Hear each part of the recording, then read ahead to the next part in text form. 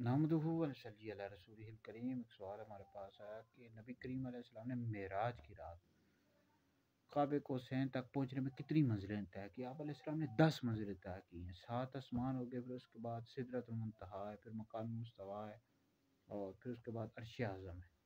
تو نبی کریم علیہ السلام نے معراج کی رات قاب قوسین تک پہنچنے میں 10 منزلیں، پہلا آسمان، دوسرا، تیسرا، چوتھا، پانچواں، چھٹا، ساتواں، سدرۃ المنتہا 8، پھر مقام مستویٰ 9، اور عرش اعظم 10۔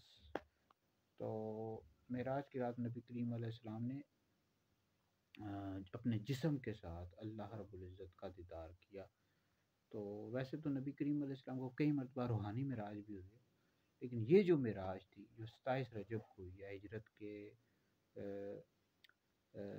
بعثت کے 11ویں سال مکہ شریف میں ہوئی تھی، تو یہ آپ علیہ السلام نے اللہ کا دیدار کیا جسمانی طور پر۔